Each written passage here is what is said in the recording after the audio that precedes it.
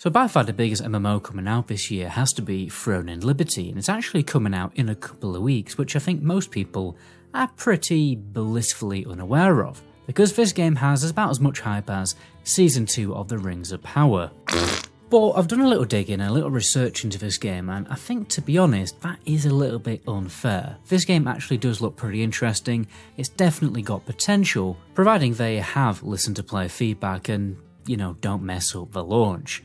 But judging by recent dev updates, they are indeed working on the feedback, especially on combat, which, let's be real, is a thing that makes or breaks an MMO. So what the hell is Throne in Liberty? This is going to be a short, snappy TLDR breakdown to help you decide, is this MMO your kind of thing?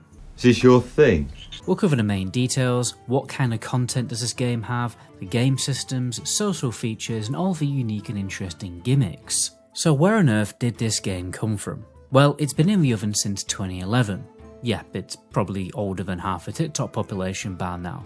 And it was initially supposed to be a spiritual sequel to Lineage 2. But like most of us during our teenage years, it went through a bit of an identity crisis, and now it's evolved into a hybrid of New World and World of Warcraft, with maybe a sprinkle of the Ashes of Creation's influence. This is an MMO that focuses both on good PvE and PvP content, but you're probably going to find it hard to avoid PvP content, to be honest. You see, this is an MMO that is designed for people who actually like MMOs.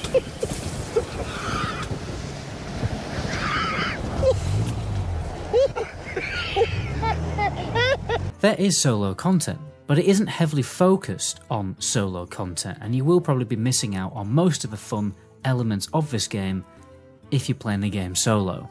This is a high fantasy MMO focused on guilds, dynamic world events, massive PvP battles, huge world bosses, elite areas also known as world dungeons, and there are actually 17 instanced dungeons and raids with more on the way. Even the weather will affect your gameplay in this game. For instance, strong winds might make your gliding mount even faster, or maybe slower. So don't expect this to be a MMO where you sit in your capital city every week just raid logging. There's even server events where the whole server has to come together to complete the objective of a certain event.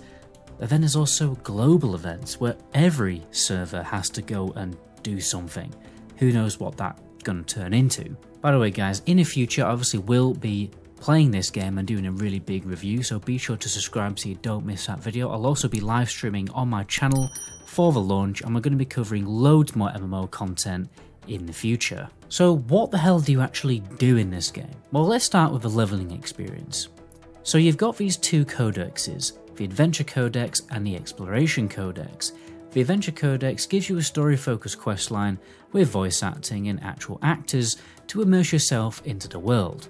And while there's some grinding, typical of MMOs, most of this experience should feel like you're following a questline in something like a single-player RPG like Skyrim, minus the arrow to the knee G. Yep, f that one up. But anyway, you've also got the Exploration Codex on the other hand, which gives you objectives for different areas, which will also grant extra XP when you complete them, and then you've got loads of dynamic world events popping off very regularly, apparently every hour or so from the footage that I've seen.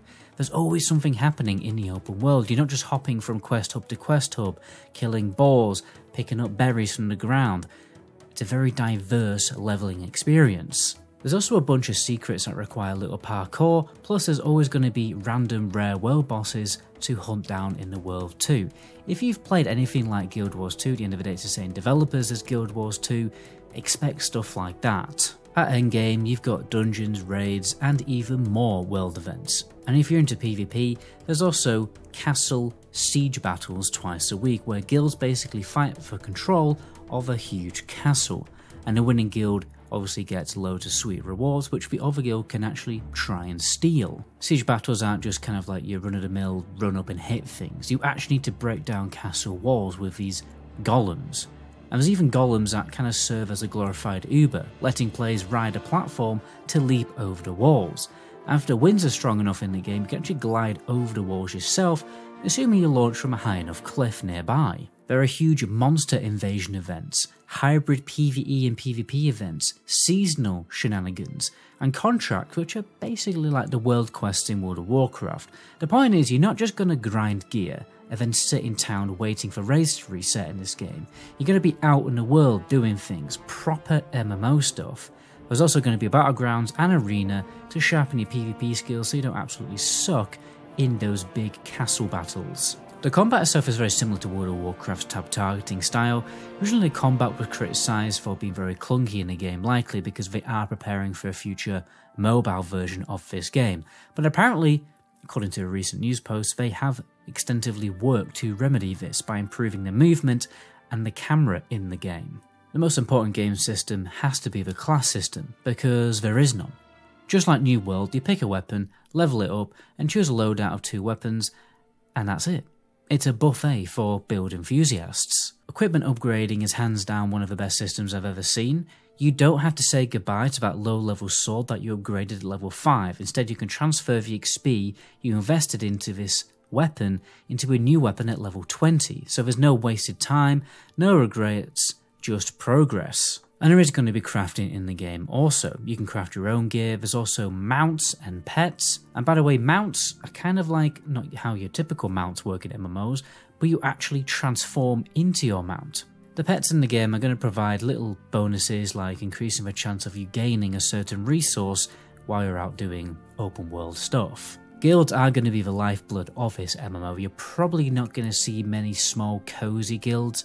It's all about big, powerful groups duking it out over server dominance. This MMO is all about community and putting a massively multiplayer back into MMORPGs. You know, finally a game where you're not just a lone wolf.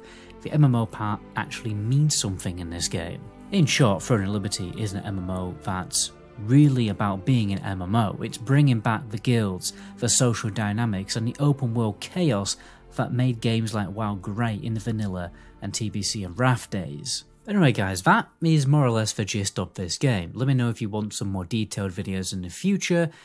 I do probably intend to make a really good new player guide for this video, so again, subscribe so you don't miss all these future videos, and be sure to catch the live stream on the 26th of September when this game is finally released. But anyway, my name is Meta Goblin. Until the next video, ciao.